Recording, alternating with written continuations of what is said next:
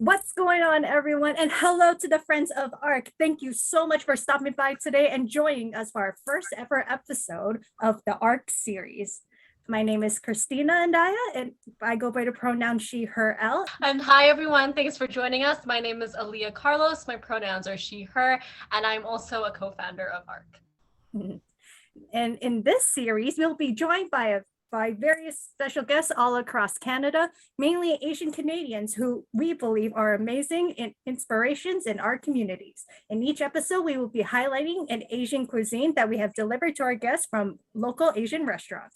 Our hope is that in these sessions, we get to encourage in a fun conversation about our Asian Canadian experiences over food, because hey, what a better way to capture our cultures and cultivate meaningful relationships than having a time like this, starting with amazing food that able to bring us all together.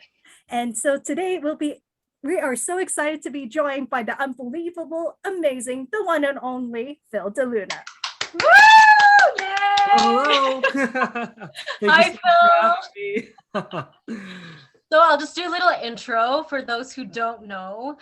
Phil is a Filipino Canadian Cleantech Innovator, Forbes Top 30 Under 30, TEDx Speaker.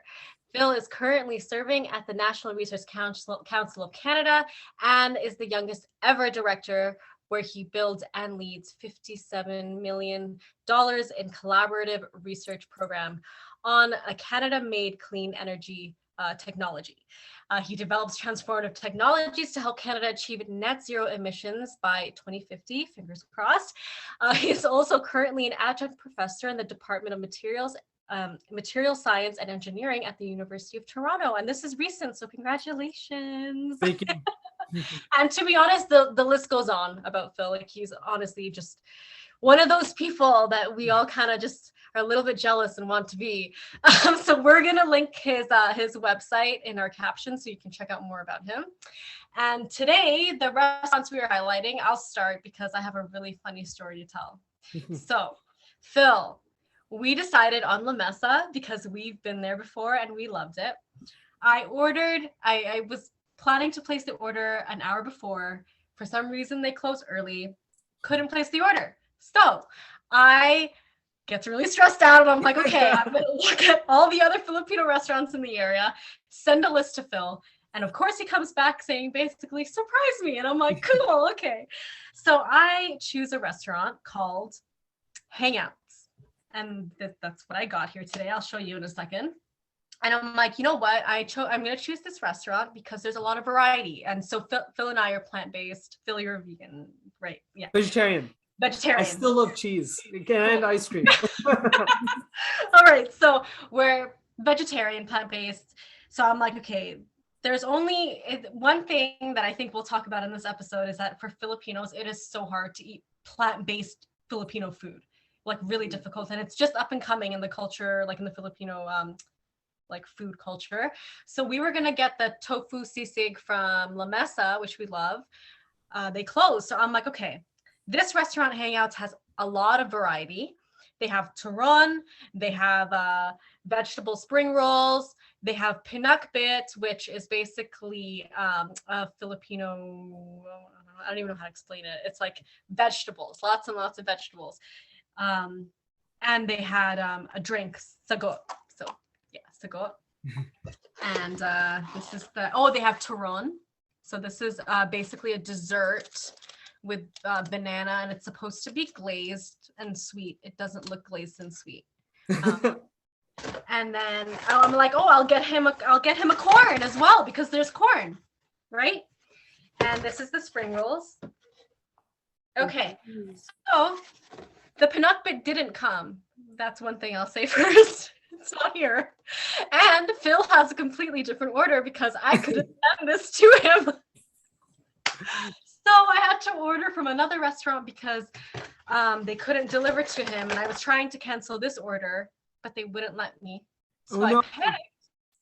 And I was like, I need to find another restaurant. So I went with, sorry, how do you say the name? Teuno. Which is great. We love Teuno. And they had some, also lots of yummy food, which Phil can open. Yeah, we're gonna do a little unboxing video here. So that's the story. we're all having different Filipino food from different restaurants because it just didn't work out for me today. For me today at all. So yeah, and that it worked out, and you did this on purpose to give all of the variety and spread the love across all the Filipino restaurants in the Toronto area. To be fair, right? So there you go. We can go with that. Let's go with that. Sure. So yeah, Phil, you can unbox. All right. I'll describe. I've never done an unboxing, unbagging, on anything video, so we're gonna do that. First time. First time for everything. First, I'll say it smells really good. Okay, cool. Okay, so what do we have at the top here? Ooh, I think this is. What would this be? I think this is the pinakbet. That is the pinakbet. Okay, do you like pinakbet? Yeah, why not? I like everything. Okay. There's like, see, for those who don't know, pinakbet is like a really traditional, like almost like a poor man's food in the Philippines, but it's like so nutritious. And there's bitter melon in it. And for those who haven't had bitter melon, you should try it because I don't know, you might like it, but it's super bitter. Oh my God, okay, I'm so glad you got it. I was supposed to be eating the same thing, but Hangouts didn't send the food. There you go. That looks a little bit of it. That looks awesome. I'm so happy. What else we got? Wow, you got a lot of food. Jeez. All right. So next we have what's in here. Oh, eggplant. Grilled eggplant, I believe. Yes. Okay, Oh, nice. so good. Look at those grill marks. Yes, okay. I stand for marks. Oh, of course, you gotta have lumpia, vegetable spring rolls. Vegetable spring rolls. Yes, nice. Very nice. Nice. Yeah, look at that. Oh. Gotta wait for the camera to focus, you know. Your webcam is everything. Yeah, so it's actually like a Canon EOS M50 that I just hooked up with a USB to my computer. But anyway, and then this is Garlic fried rice, a classic Filipino dish. Yes. I'm so glad. It looks good. Yes. I'm just gonna grab a napkin really quick. I'll be right back. Is it weird for me to say that I can smell the garlic fried rice from here? No, actually, when he showed it to me, I feel like I could smell it too. And on top of that, I have some guava juice here as well, which is delicious, tropical and Filipino, I think. And so I'm ready. It smells amazing in here, and yeah, my body's ready. Hey, I'm glad. Christina, what do you have? All right, my turn. So all right, for those who don't know, I'm currently living on campus at York University. So every weekend, I'm always here spending time with my parents in South Etobicoke. So in this case, due to the geographical restrictions for me for the food delivery service, I decided to go with Isla's barbecue and bar. Actually, it's called Isla's Filipino Barbecue and Bar. Just to make sure, got to get the branding right. Yeah. So this is, for those who don't know, this is also my first time ordering from a food app delivery service. So I'm really excited about this, and I'm so happy that it came through. So in sticking with the theme with going plant-based, I ordered the vegetarian version of sisig, which consists of like tofu and sad face of tofu and mushrooms. And for dessert, originally I wanted to get toron, just like both of you, but then I saw they got halo. Oh my gosh. Nice. Amazing. I love halo. Tell people what halo is. Basically, in halo, it technically in English it means mix, but technically this special dessert, it consists of like crushed ice, and it has condensed milk or coconut milk depending of what you prefer. You also got beans, jelly. They added leche flan, and they added ube or taro ice cream. So it's basically kind of like your cool bubble tea, but next level. Next level bubble tea. Next level bubble tea. I wanted to send you a dessert, but they didn't have any. That's totally fine. No worries at all. And plus normally, I try to like order like halo halo during the winter, but then every Filipino restaurant I've gone to, like been to so far, if they all look at me, they're kind of like stare at me. They're like, why? Crazy. Exactly. I'm just like, if people can have bubble tea in the winter, like why not halo halo? And I'm gonna prove that to you today. That's a good question. It's a good point. And then also for my drink, I got minted calamansi, which basically consists of calamansi, which is like the citrus, national citrus fruit of the Philippines. And it also has honey and what was that last part? And mint. Oh, yum. I have to say, I'm really jealous of your meal, Christina. I'm jealous of both your meals because I basically don't have a meal. I have corn, a starter, and turon, banana. Hey, that sounds pretty good to me. Right? It's good. Okay, so let's start. Phil, you can start like digging in. Yeah, how do we do this? Should we give like a review? You know what? In the end of the interview, I think we can all say like what we thought of the food. All right, sounds good. All right, cheers. Cheers, everyone. I'm going to dip my first. It's good. Oh I my already God. took a bite out of the sisig. It's really good. Really good. That's really yum. There's like, so it's just vegetables, Mhm. but yeah, that's not bad. And I'm a huge fan of Filipino dips because it's often there's always garlic and vinegar and chili, and I love dips like that, especially with spring rolls. Those three combinations, that's all you need. Yum.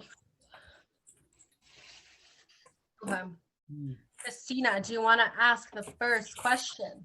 Absolutely. All right, Phil, if you don't mind asking me the first question to you.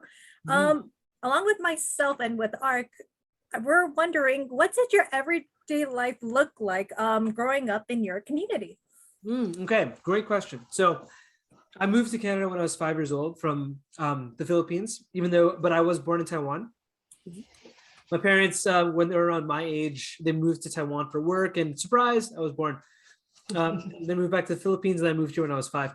So I grew up in Windsor, Ontario, which is right on the border with Detroit. Fun fact, it's actually the only city that is south of America because Windsor just kind of goes right under there. Yeah, so Detroit is actually north of Windsor on the border. And it's an auto town. So my dad worked in the auto sector. My mom worked customer service. It's a pretty small town. I think the population is around like 235,000 people. And it was a much more simpler life, I guess you could say. There weren't many Filipino people, but the ones that were there, of course, you congregate, you find each other. And typically, I remember growing up and going to Sunday school in the morning, and every Sunday Catholic school with the other Filipino kids. I remember playing in a Filipino basketball league when I was a kid as well. Very stereotypical stuff. And I remember my parents, whenever they'd have a party and all the Filipino kids would get together, and we would just be in a room doing our own thing playing, but then they would be in the living room singing karaoke till like 2 a.m. and I'm just falling asleep. Oh, yeah. Classic. So it was like that. Yeah, it was a pretty good time. All my schools, there were mostly white. Actually, in Windsor, there's a huge Italian population. I didn't know that. Yeah, very big Italian population. Lots of amazing pizza. Actually, like there's something called Windsor pizza, and what they do is they instead of slicing pepperoni, they shred the pepperoni, which I think is a much better way of doing it because every bite you have like a consistent homogeneous mix of pepperoni on the pizza. Whereas if you have like a normal thing, you always get like the pepperoni slide off, and then you get like a piece of your pizza that has no pepperoni on it. Anyway, Windsor pizza is amazing. So yeah, that's where I grew up. That's awesome. Really interesting. So there weren't many Filipinos there. Not many. I mean, it feels like you kind of knew all of them. Yeah, no, there weren't that many Filipino people, but I mean, I think that changes over time or changes over time. But yeah, I mean, I remember being like one of the only Filipino kids in my school, if not the only Filipino kid in my class consistently. Yeah. Oh, wow. How about you two? Where did you guys grow up? I grew up in Richmond Hill, Ontario. Yeah, actually, there wasn't a huge Filipino population there either. There is a bit, but it's predominantly, at that time, it was predominantly like Europeans, a lot like when we immigrated. So I was born in the Philippines as well. And then when we immigrated, I was about one. But yeah, there was a lot of Europeans.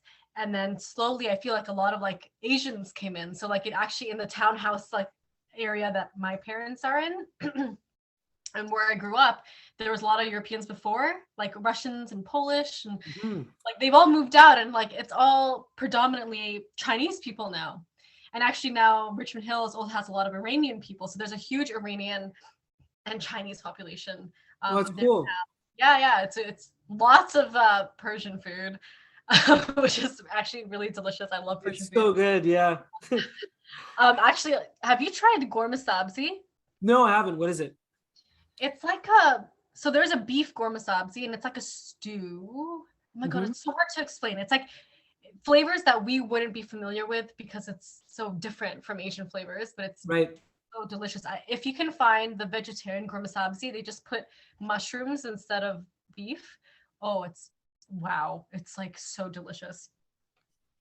But yeah, I was also the only Filipino in my classes in elementary. Actually, one Filipino came when I was in grade 8, and she was right from the Philippines, and I was just amazed at how advanced she was, because like advanced as in like way smarter than all of us. Really? And she was saying like, I learned all this like last year, but the school in the Philippines is like way tougher than the school here. And I was like, I actually know that because when I visited the Philippines, I went to my cousin's school, and they don't joke there at all. Oh yeah. Oh, I bet. It's very like if you don't know an answer, it's like humiliation. Oh man. So yeah, how about you, Christina? So yeah, on my end as an Asian Canadian, I was born and raised here in South Etobicoke. More specifically, if we ever were to get in a political sense, Etobicoke Lakeshore. So in the case of my childhood, there in my elementary school, there was like predominantly like Filipinos and Polish students there, which was really sweet. So that really did help me. And then from elementary to high school, there was also Filipinos there too, but a little bit more diverse.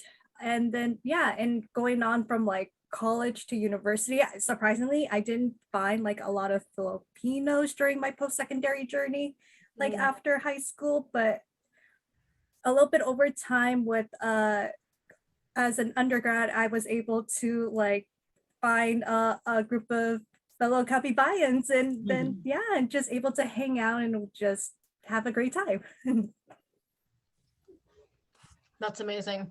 That's so funny because I never had like a group of, until all of us, our co-founders met through Equal Voice. I didn't have a group of diverse Asian friends like this. Like it just, I don't know if it's because I never tried. That could definitely be the case. So, but I don't remember ever meeting all these diverse different Asian like friends in elementary or high school that I don't know, clicked with, but we all clicked. Yeah. All co-founders, which is great.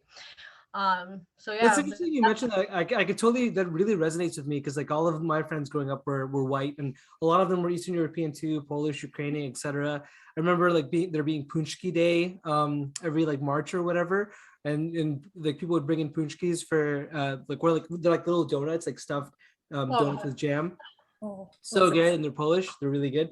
But it's funny you mentioned that. It's the exact same way with me, and it's not that I was ever like avoiding other Asian people, but I almost feel that like growing up, if I was friends with the Filipino people, it's because my parents were friends with their parents. It wasn't really because like we were friends. And you know, when you're growing up and you're like, I don't want to do things because my parents want me to do them. I want to do things because I want to do them. Yeah. So there was a little bit of that hesitation too, but I think it also depends on what neighborhood you grow up in, and then like the older that you get, the spaces that you occupy and the people that you meet. there just wasn't that many people, I guess, or Asian people in Windsor. Yeah, I'd be curious about it now, actually. Yeah. Okay, I have a second question for you. Mhm. What does every day look like now for you? I mean, you, as I mentioned in the beginning, you're juggling a lot of things. Are there days where you feel overwhelmed? Are you Are you type A personality? Are you incredibly organized? Like, how do you even? How do you even like do everything? I go through cycles of being really organized and being very unorganized. And I think it's kind of like I'm really organized and then I start to like loosen up a bit and then it become really unorganized and then it doesn't work and I'm like, okay, I have to become organized again. But every day is different. Every single day is different. I'm doing so for those who don't know, so I'm a director at the National Research Council of Canada. The NRC is the Government of Canada's national lab system. So we own and operate 22 national labs across the country, and we employ a little over 4,000 scientists, engineers to do R&D and science and development for Canada. We have three main purposes: R&D for the government, R&D for industry, and R&D for the greater good. And so I can describe that in three different ways. R&D for the government. I'll give you an example. The Ministry of Transportation will contract us to look at how electric vehicles and the electric vehicle batteries operate in cold climate conditions. Because we have this massive environmental chamber where we can control the temperature, humidity, pressure, all of that stuff, and recreate conditions, extreme conditions. So you drive in this truck, you make it really, really cold, really, really dry, and then you figure out what the temperature or the effects of that on an electric vehicle battery are, so that the Department of, or the Ministry of Transportation, if they're going to build electric vehicle charging stations in the north, they'll know how far to build them, how long to build them for, etc. Another example, the second, R&D for industry. That can be everything from working with Bombardier to build the next train, like technology that goes into that, all the way to working with a mining company that needs really specialized equipment to look at this really special mine, or to working with doing PPE testing when the pandemic first hit, and that was, we did all the testing for PPE that entered the country. And finally, R&D for the greater good. So that's everything from publications like typical universities to doing things that may not have a business case but are important for our society. And I'll give you an example. Our Digital Technologies Research Center works in partnership with Indigenous groups and Indigenous communities that are, let's say, 5,000 people, spoken word language, never been recorded before, and they essentially help build digital tools to preserve their languages. Think, Google Translate for a population that is 5,000 people, and Google would never invest the resources to translate that language. Or think tools to help teach the next generation these indigenous languages digitally, so that they survive and they thrive and that culture remains. So those are the kinds of things that the NRC does. And in my program, I'm focused on clean technology. And I have three main pillars: CO2 conversion, clean hydrogen production, and artificial intelligence for materials discovery. And the whole thing that I'm trying to do is develop technology that'll help Canada meet and exceed its emission targets, especially for hard to abate sectors like the oil and gas and heavy industry and petrochemical sector. So every day is different. Normally I wake up and then I have a coffee and I look at my emails and answer as many as I can. And then I'll have a bunch of meetings with research teams to talk about how the research is going and to discuss, how to improve on milestones or whatever. I'm meeting with collaborators or doing technology scouting. I'm about to launch the second phase of my program, so I have to kind of look for where the best research ideas are to solve these problems, and I do a lot of that. Now, having meetings with my team or with other ministries or the OECD or whoever to talk about the stuff that we're doing. And a lot of writing, a lot of like boring administrative stuff, like dealing with budgets at fiscal year end, balancing the books and all that kind of stuff with operations funding and labor funding and in kind and grants and contributions and lots of contracts. So yeah, I mean, it's different every single day, but that's what I like about it, because it's always something new. And do you get overwhelmed ever? Like, that's a lot. That sounds like a lot. No, not really. I don't really get overwhelmed. I mean, how do I put this? Like, it's a big task can be really overwhelming when you look at it as like a big thing. You know, if you think, oh, I'm leading this program and it's millions of dollars, then yeah, then that can get overwhelming. But I typically like to look at things like either in subtasks or break it down into what needs to be done today, what needs to be done this week, what needs to be done this month or this quarter. And by kind of taking that approach and taking a big problem and breaking it down into more digestible pieces, it's a way that I never really get overwhelmed. I get overwhelmed when I think about like my future or like, am I moving fast enough? Am I making enough impact? Are we gonna like burn in 2050 or not? That is overwhelming. I can get overwhelmed at that. But when it comes to the actual work, it's not that overwhelming because like I work with amazing people.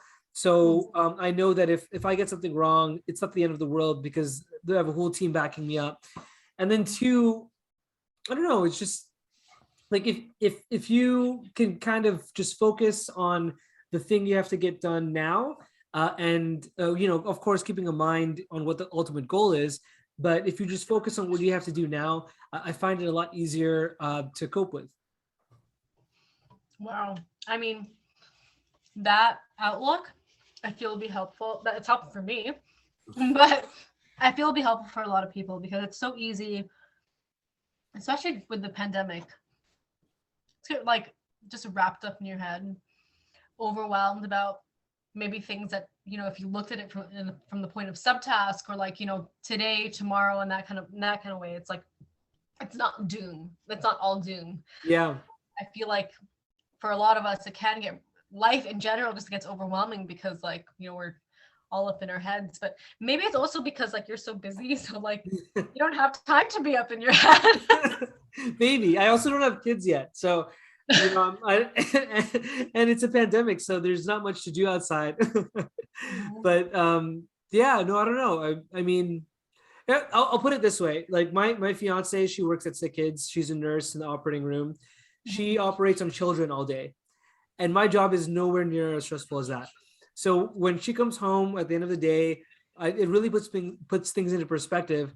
And I couldn't do her job. I couldn't do it. No way.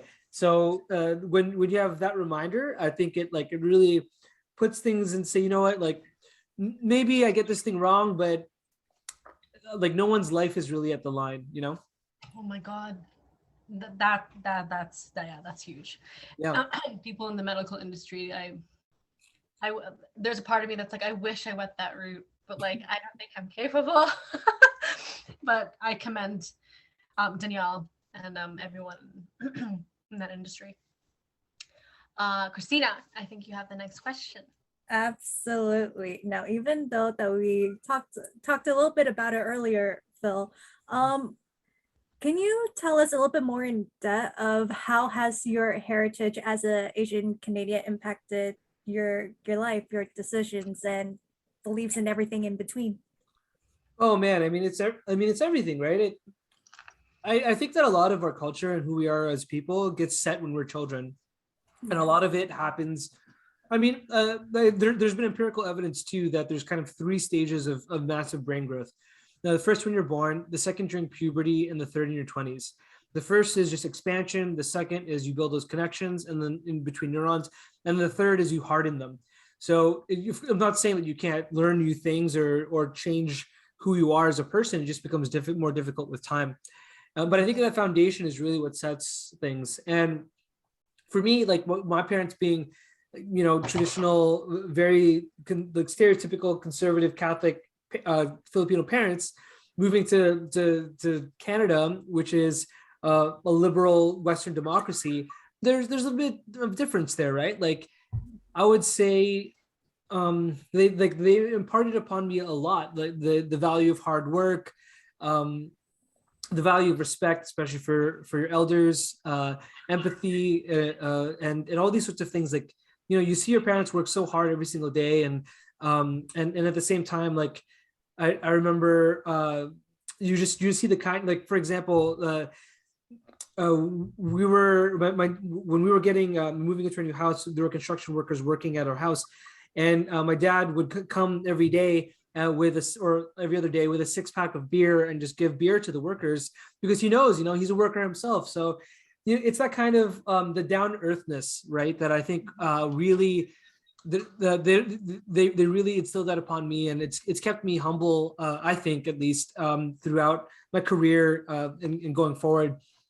But then there are also like things that you learn that you appreciate about your family and your upbringing and your culture, but you also want to change and make better in the future. An example being like, it's very, very strict, very traditional. Like in my family, the parents have a role, the children have a role. And with my fiance, every day or almost every day, she calls up her parents and they just chat and they laugh and they joke around and they're like friends, right? And I never really had that relationship with my parents. It was all about respect. It was all about you're the child, I'm the parent, and you never get that transition into being friends or equals when you're both adults. And so even now as an adult, I can't really talk to my parents the same way that Danielle talks to her parents. I can't really have that openness and that conversation because there's still that sense of, I don't know, I wouldn't call it fear, but there's that sense of title, that sense of a boundary, I think that's slowly coming down as time goes on and we start to open up a little bit more, but there's definitely there's that cultural piece to it too. And I hope one day when I have kids that I'm like very affectionate and very, very, they can feel comfortable saying whatever they want to me and it's no big deal.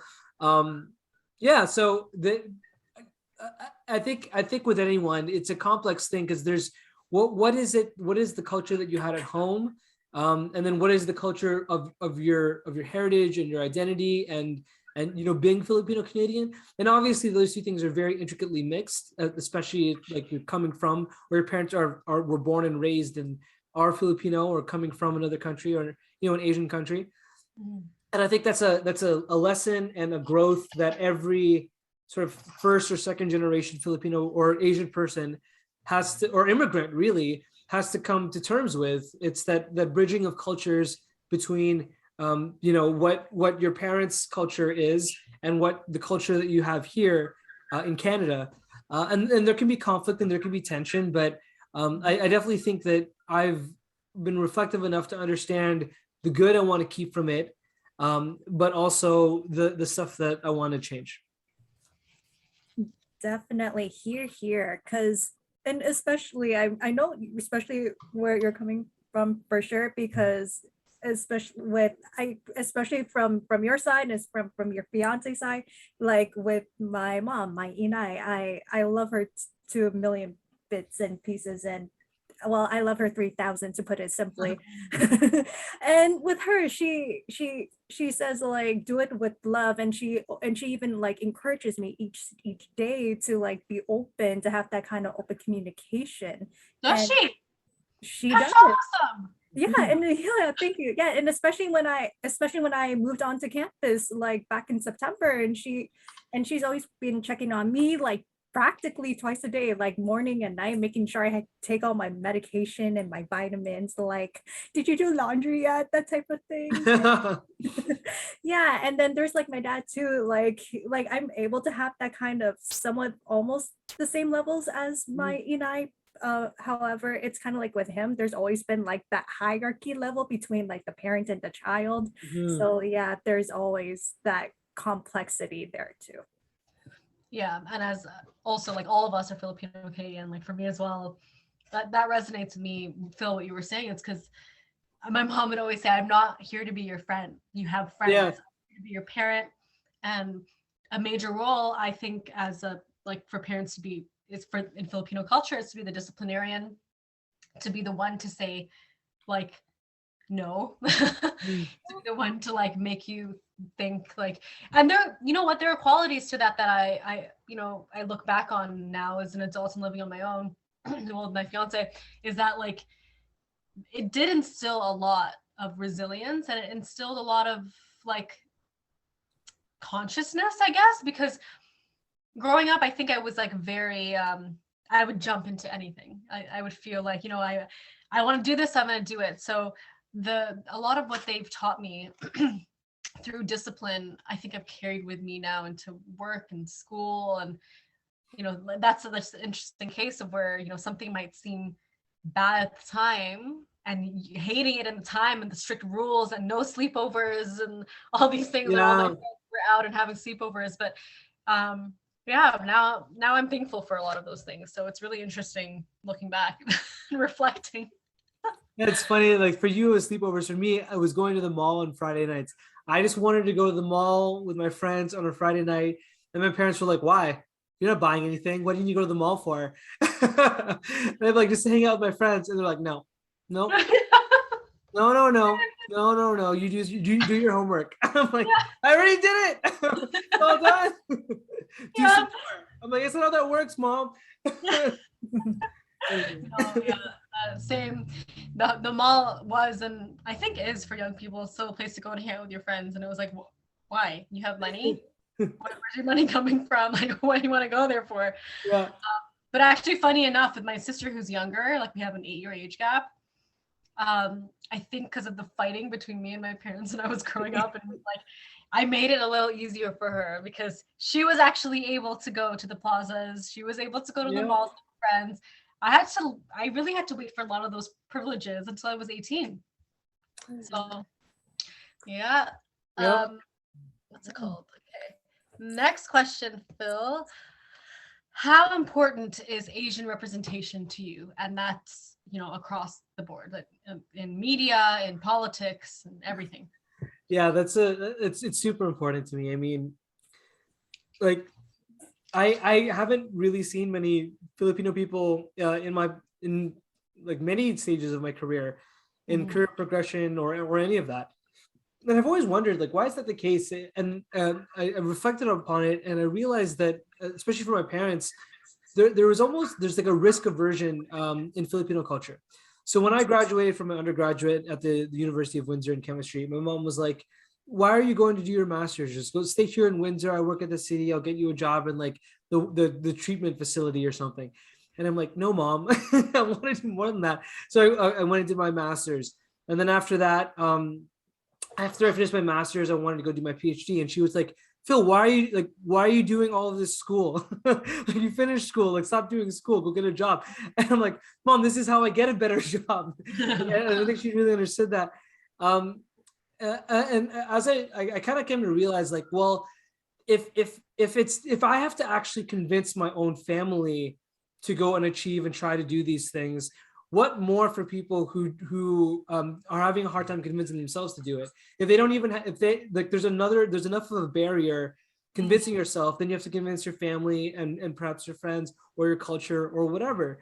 And I think that coming to Canada, I think you see with many immigrant types a progression, like a maturation, if you will.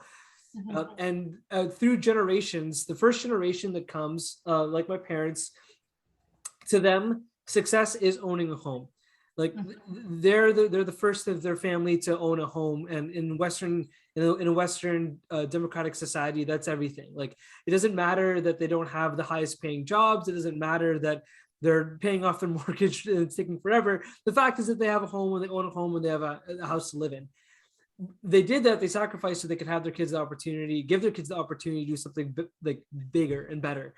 And I think the second generation then sees how hard the first generation worked just to have a home. And that's something that a lot of people who aren't immigrants in Canada take for granted. Like, oh yeah, of course, everyone has a home. I didn't know what a summer cottage was until I went to undergrad, or even to my master's. Like, I didn't know anyone who owned a cottage until like later in my life, when I was an adult. And it's kind of one of those things that people take for granted. But then the second generation sees the hard work, and they want to make it worth it. But then they're the ones who kind of trailblaze because there's no one else for them to look up to in the chosen spaces that they want to excel, whether that's in professional spaces, whether that's in science or politics or art or film or photography or music or whatever, medicine, whatever.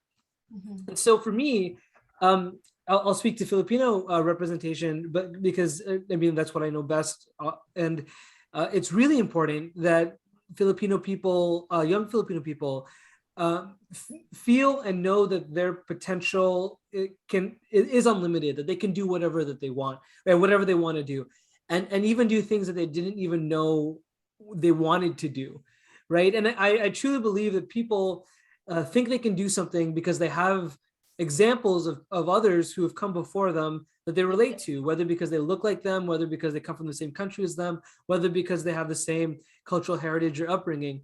And I think that as our society continues to become more diversified, and as Canada as a nation continues to become more diversified, we need to have the leaders of this country in every, whether that's a private, public, or a nonprofit sector, the leaders be representative of the people that they lead, because that's how you get policies and action and a society that sets the rules that is fair for everyone. Is if everyone who lives in the society has a say in how those rules are set. So I think it's really, I mean, it's part. I never started my career thinking that I wanted to do this because I wanted to be an example for other Filipino people, until other Filipino people came up to me and said, Phil, you're doing a really great job representing our community at X, Y, and Z, and this is why it's important. And I never thought, and now I'm leaning into it, and now I embrace it because I realized why it's important. Yeah. No, truly. To see you, and because I'm Filipino, be where you're at. When I see your videos come up on TED Talks, when I see what you're up to, and like, you know, being a professor now at U of T, like, I don't know, it's weird because like I feel proud. Like I feel a sense of pride because I'm like, he's Filipino and he's doing this. And I know that if I have kids one day, if I have a son one day, and they're like, I want to be a scientist because of look at Phil DeLuna. I'm like, yeah, like look at Phil DeLuna. And yeah, it's powerful and it's beautiful. And I'm so glad that we're living in a generation now where it's not crazy to see a Filipino be the national director of the NRC, and to see like other Asians in music, like Olivia Rodrigo, and you know, I mean, there have been quite a bit, I have to say, like of half Filipinos in the music industry, and like actors and actresses. But even Simu, like I'm a big Marvel fan, like Simu is like that was huge. It's just amazing to see. So I'm so glad, and I feel so proud to be Filipino and to see people like you rise to the top of any industry. So yeah, so it's just amazing. You're a few years behind, you know. That's what I say to everyone. You're just a few years behind, and then you'll be there, and then you'll be right up there. And I'll be watching as you zoom past me into the. No. Oh my gosh, Christina. Yeah, and honestly, just to add on to the conversation, it really really resonate with me what you said, especially as a second generation Filipina-Canadian. And while my parents came here in their own respective years by themselves just to lay down the roots and see where life takes them, and then here I am coming along to a point where I competed in pageants, and then to a point where I even get to do my master's. And I didn't think that I would be pursuing my master's, because in all honesty, it's like with my parents what was it called? Oh yeah, expectations. There we go. Thank you. Yes, with that, it's they personally just want me to get a job after I graduate from university, but then it's not that simple here if you're in Canada. And so basically on my end, as soon as I got accepted to my master's program at York, it feels like a underdog story of the underdog who could, who didn't think I would get anywhere, but here I am. That's amazing. Yeah, it's funny how that's a very common story, like Filipino parents, like, because it was the same for me too. Like even now in my master's program, I'm also at York taking science and tech. Like they're like, well, why don't you get a job instead and make money? and I'm just in the midst of doing my PhD applications, and I sent a couple out, and they're like, but why? Like a master's is enough, and you can work in the government. And but yeah, I don't know. That's very interesting. Yeah. Next question. Is that me or is that you? And in that case, it is me. Okay. So, all right, Phil, I think this can be edited out because it's recording. Should this be our last question, and then should we rate the food? Because then we have about 10 minutes. I don't mind if it's okay with Phil. Yeah, sure, whatever. Okay, cool. All right. Last but not least, what advice would you give to your younger self? Oh, that I love that question because I always ask that question when I have informational interviews with super successful people. I do that all the time. I ask the exact same question, and it's very hypocritical of me because when it's asked to me, I'm like, what would I say to my younger self?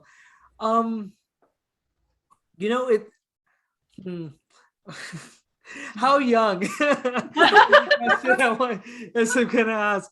What level, what age am I talking to myself at?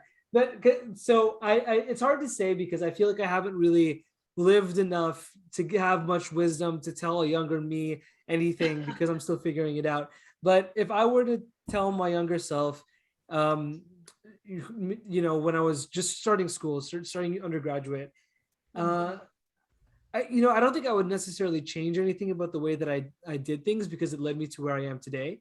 Mm-hmm. But I would probably tell my younger self to just enjoy the moment a bit more, to stop worrying so much about what the future is going to bring, and to just recognize like the joys and the highs and the lows and the fullness of what I was experiencing at that time, whatever it was, because I think, and even now I do this still. Focusing constantly on what's the next thing I'm going to do, what's the next achievement, what's the next position that I can make an impact. And if you're constantly focused on what's going to come, you miss what's in front of you. So I don't think I would change anything about what I've done, but I would just encourage myself to revel in it a bit more. Mm-hmm. Oh, I love that. It resonates with me, but I also think it resonates with most people. We live in like a hustle society. That's it's just the norm for us to stay up till 4 a.m. if you're in university. You just have to get it done. Work 9 to 5 because you have to get it done. Yep. So yeah, no, I love that so much. Thank you. Mm-hmm. Okay, so we are at the end of questions. Did we want to rate the restaurant and the food? Let's let Christina go first because ours is like a funny. All right, so I'm gonna be a bit biased here. I'm so sorry, but technically, during the interview process, while you were speaking, Phil, and it was awesome. Like I noticed that my halo halo was starting to melt. And I tried to open the lid, and it all came out, like the top layers. I had to like drink a little bit, and I have to clean up my desk afterwards, but that's okay. Overall, with the minta calamansi, the halo halo of Pampanga, and the vegetarian version of sisig, honestly, do I give it out of 5 or out of 10? Out of 10? No, 5. 5? Okay, we're going Google ratings. Honestly, I'm gonna give it out of 5. It was absolutely delicious. Really? Wow, I'm so happy. And what was the restaurant again? Islas Filipino Barbecue and Bar. Yay! Right. Maybe we can edit like their name to pop up somewhere. Yes. Yay. Yeah, come through. To be honest, I didn't expect the mushrooms. The mushrooms were good? Yeah, the mushrooms, yeah. To be honest, like with tofu sisig, I usually, when I cooked it myself, I never add mushrooms, but after tonight, who knows? Nice. How about you? Okay, I'll go next.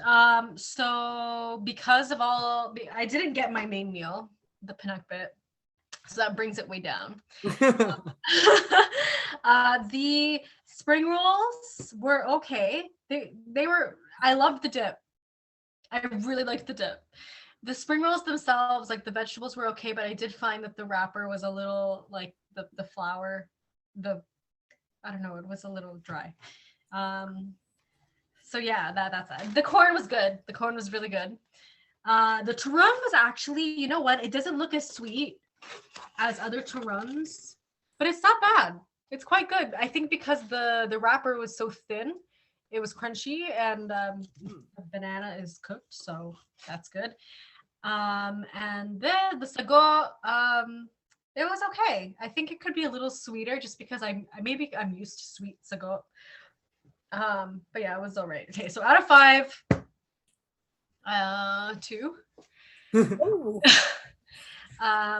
Yeah, I was not like the happiest with it just because I've had such good Filipino food, but yeah, probably 2. And you, Phil? Me, okay. So the spring rolls were pretty good. The vegetable lumpia was pretty good, but it didn't blow my mind. So, it's what I've had it before. The pinakbet was actually really, really good. It was very pretty. It was what? It was it tasted a lot like pinakbet. And the garlic fried rice, I would have liked a little bit more garlic. And you know how like some garlic fried rice, it's got that like crispiness to it because they really fry the bottom edge of it. This was missing a bit of that. So and the eggplant was pretty good. The grilled eggplant was pretty good. I feel like for Filipino food too, you kind of have to have it fresh. It's hard when it gets delivered and it's freezing outside, so it loses a bit of that crunchy freshness. Overall, I think I would give it 3.5 stars. Yeah. There it is, and that's for From Tununos. Yes. Okay. Yeah. Oh well, I'm glad. Oh my god, I was really hoping to send you laing, a traditional coconut jackfruit dish. They didn't have it. I was really hoping to send you that, but then again, I'm happy because I'm like I would not. I'm happy you got to Uno and not this. So yeah. Well, to close, I just want to thank anyone who's tuned in, who's visited our page and this YouTube channel. Thank you so much. It means so much to us. This was our first episode. We have many episodes to come. We have a lot of exciting guests, just as inspirational as Phil DeLuna. But Phil, thank you so much for joining us. We really appreciate your time. We appreciate everything you do to represent Filipino Canadians, to represent Asian Canadians. We cannot wait to see all the great things you accomplish. We're going to link your socials and your website so that people can follow along and be inspired, and future Filipino Canadians can, look up to you and achieve great things. So thank you so much. Thank you so much for having me. This was a ton of fun. The food was amazing. Let's do this again sometime. Hopefully in person. You know what you should do after the pandemic is over? You should host like a giant buffet with all of the guests of your show in somewhere, and then we can all meet each other and share a meal. I think that you've heard it here, folks. Here first. That's a great idea. Bye, everyone. Bye. Bye.